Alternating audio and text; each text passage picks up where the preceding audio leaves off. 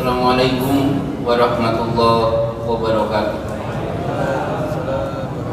Alhamdulillah wassalatu wassalamu ala Rasulillah wa ba'du. Bapak-bapak, ibu-ibu yang dimuliakan oleh Allah, kultum yang sudah disediakan bagi saya diberi judul oleh panitia tentang ilmu dan amal.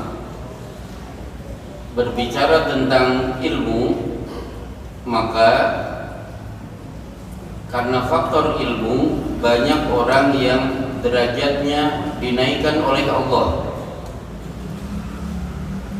Seperti Adam baru diciptakan, ternyata malaikat makhluk senior yang tidak pernah berbuat maksiat diperintahkan oleh Allah untuk sujud kepada Adam.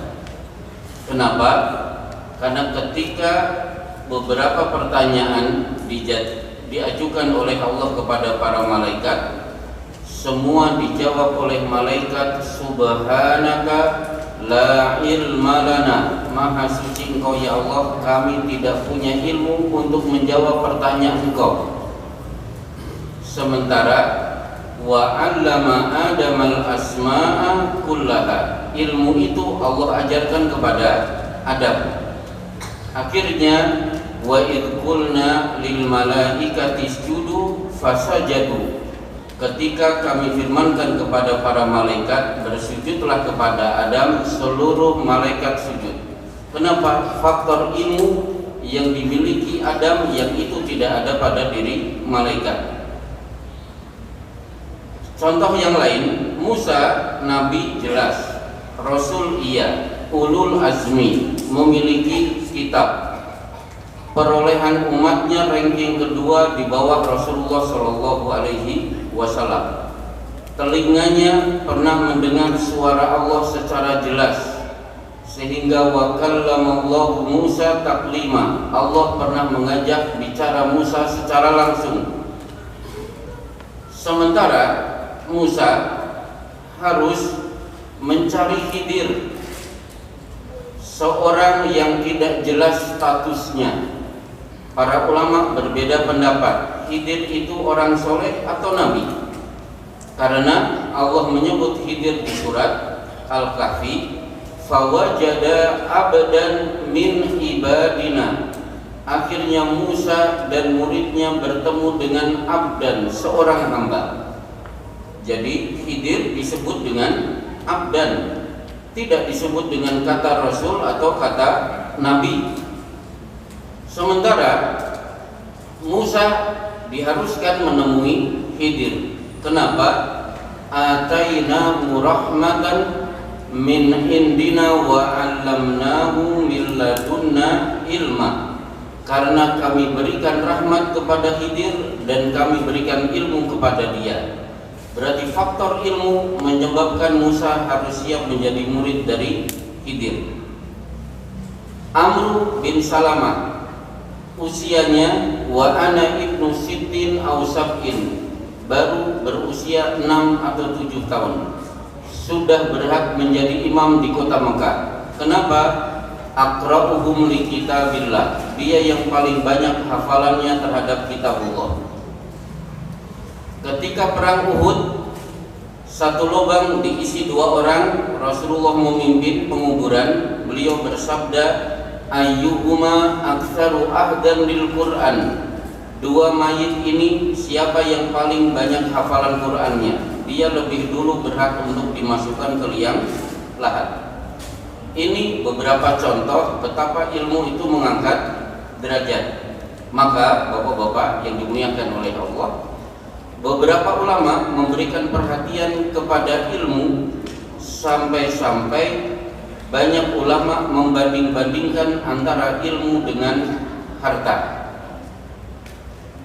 Di antaranya kita banding-bandingkan ilmu dan harta.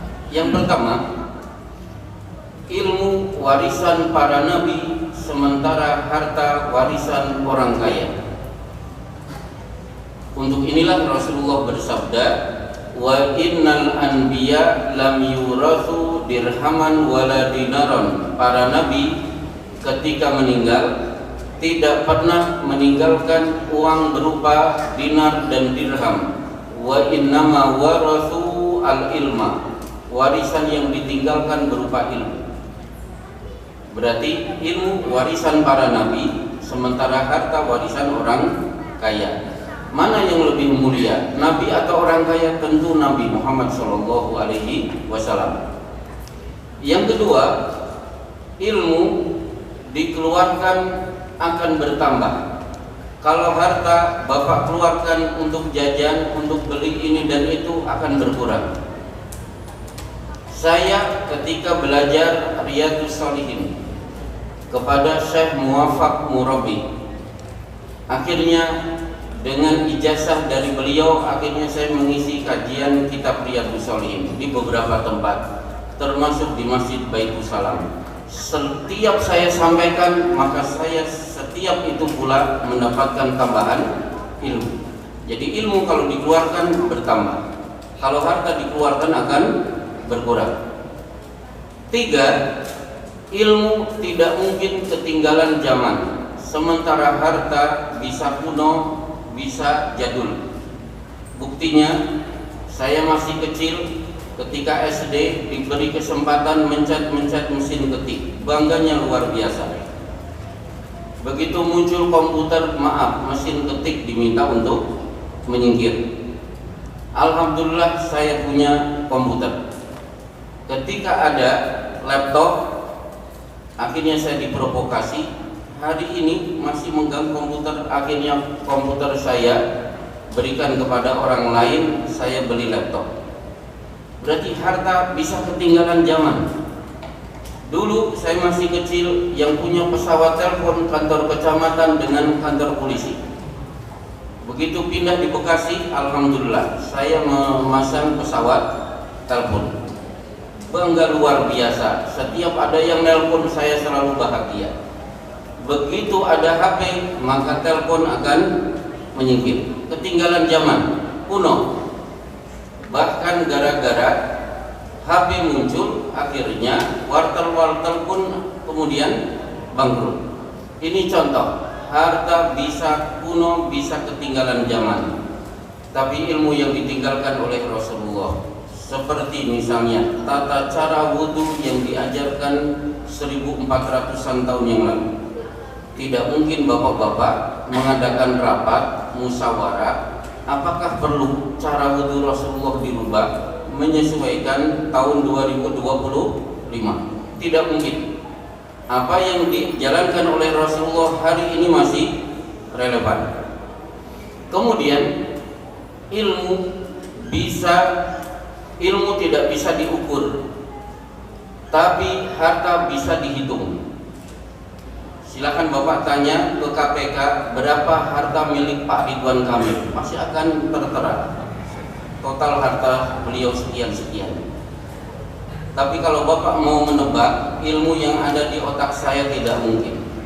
Ilmu yang saya miliki tidak mungkin ditebak, ditimbang-timbang, ditafsir berapa jumlahnya. Paling-paling orang akan menebak berdasarkan gelar-gelar yang ada di belakang nama. Meskipun banyak gelar tidak menunjukkan ilmu. Buktinya saya punya teman S3 doktor urusan ilmu agama, ternyata tidak bisa bahasa Arab. Hafalan juz 30 juga tidak lengkap. Kalau mengisi pengajian kemana-mana yang dibawa buku terjemahan. Kajian tafsir Ibnu Katsir, ternyata bukan kitab asli karena tidak bisa bahasa Arab. Nah, kemudian ilmu mengangkat derajat. Siapa yang punya ilmu akan terangkat derajatnya, sebagaimana contoh-contoh di awal. Tapi kalau harta boleh jadi menurunkan derajat pemiliknya. Seperti bapak-bapak baru saja beli koran, mau pulang ke rumah, koran belum dibaca, tiba-tiba hujan turun. Saya yakin bapak rela tubuhnya basah kuyup, yang penting koran jangan sampai ikut basah. Berjalan sambil nunduk-nunduk supaya koran tidak terkena air hujan. Itu berarti koran yang harganya 5.000 lebih mulia daripada yang beli koran tadi.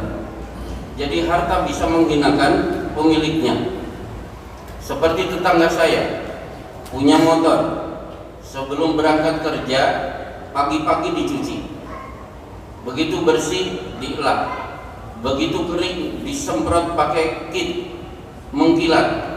Saya perhatikan ternyata yang punya motor belum mandi, berarti motor jauh lebih mulia daripada pemiliknya. Kemudian ilmu menjaga pemiliknya, sementara harta kalau bapak memiliki justru bapak akan disibukkan dengan menjaga harta. Buktinya motor saya gembok 2 kali. Saya tidak ingin motor yang saya miliki hilang. Tapi kalau bapak punya ilmu, maka ilmu akan menjaga kita. Betapa banyak godaan untuk berbuat dosa dan maksiat, tiba-tiba ingat dengan materi-materi pengajian di majelis taklim, akhirnya tahu itu dosa, itu tidak boleh, ini menyebabkan masuk neraka, akhirnya bapak tidak jadi melakukan perbuatan dosa tersebut. Nah, bapak-bapak yang dimuliakan oleh Allah, inilah beberapa contoh betapa ilmu tetap lebih unggul daripada harta. Meskipun kalau ada pertanyaan, seandainya ada yang Allah memberi tawaran, mana yang bapak-bapak pilih, ditetapkan oleh Allah hafal 30 juz atau diberi duit oleh Allah 3 triliun, kelihatannya bapak-bapak lebih memilih 3 triliun. Biarlah yang hafal 30 juz imamnya saja, kan begitu. Berarti harta jauh lebih menarik. Ini pertama. Masalah kedua, berkenaan dengan ilmu dan amal, maka bapak-bapak yang dimuliakan oleh Allah, banyak orang yang berilmu tapi tidak beramal. Inilah kelompok yang disebut Al-Maghdubi di surat Al-Fatihah ayat akhir. Orang Yahudi yang dimurkai karena mereka berilmu tidak beramal. Contoh pada Rasulullah ada di kitab Riyadhus Shalihin di bab Al-Muhafadzah 'ala Sunnah wa Adabiha. Di situ ada riwayat dzukira rajulun akala bishimalihi inda Rasulillah sallallahu alaihi wasallam. Ada orang makan dengan tangan kiri di depan Rasulullah. Akhirnya beliau menegur, kul biyaminika, ayo makan dengan tangan kananmu. Orang ini menolak dan mengatakan lastata'tu, saya tidak bisa. Beliau bersabda, fama ra'afa'a lastata'ta wa ma manahu illal kibru. Kamu mengatakan tidak bisa, itu sebenarnya disebabkan oleh kesombongan kamu. Fama rafa'a ila fihi, akhirnya tangannya lumpuh, tidak bisa mengambil makanan untuk dimasukkan ke mulutnya. Orang ini salahnya 3. 1, makan dengan tangan kiri. 2, berani makan dengan tangan kiri di depan Nabi. 3, ditegur oleh Rasulullah untuk merubah supaya makan dengan tangan kanan, menolak. Itu berarti dia sudah dapat ilmu, sudah dapat teguran dari Rasulullah tapi tidak mengamalkan. Dahsyatnya luar biasa. Hari itu juga, seketika itu juga tangannya kemudian lumpuh. Nah, sekarang kita balik.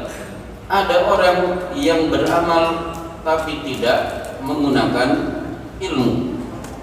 Orang seperti ini difirmankan oleh Allah, al-ahsarina a'mala, orang yang paling merugi amalnya karena beramal tidak pakai ilmu.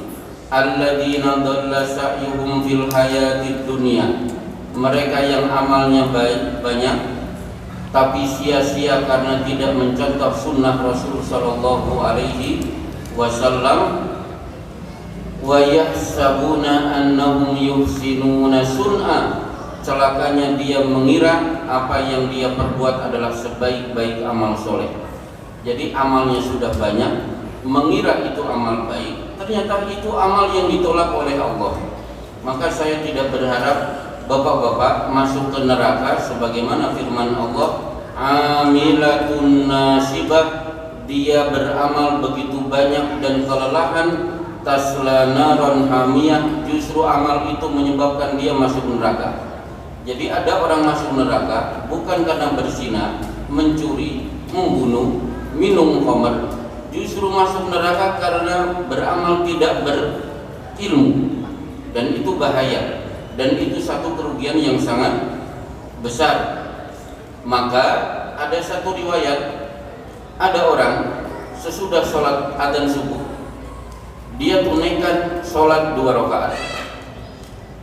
Setelah itu dia tunaikan 2 rakaat lagi. Padahal kaidah mengatakan Rasulullah Shallallahu Alaihi Wasallam bersabda dalam satu hadis disebut, karena Rasulullah idza tala al-fajru la yusalli illa rak'ataini khafifataini. Bila waktu fajar sudah masuk, adzan sudah selesai dikumandangkan, Rasulullah tidak pernah sholat sunnah sebelum subuh kecuali hanya 2 rakaat. Ternyata ada yang melaksanakan 4 rakaat. Ditegur oleh Abu Al-Was. Yang ditegur tidak terima. Apakah saya masuk neraka gara-gara sholat? Karena sholat sunnah sebelum subuh hanya 2 rakaat. Baik bapak-bapak yang dimuliakan oleh Allah, 15 menit waktu yang sudah diberikan kepada saya insya Allah cukup. Insya Allah kita akan lanjutkan di pertemuan-pertemuan yang akan datang. Wassallallahu ala Muhammad wa ala alihi wasallam. Assalamualaikum warahmatullahi wabarakatuh.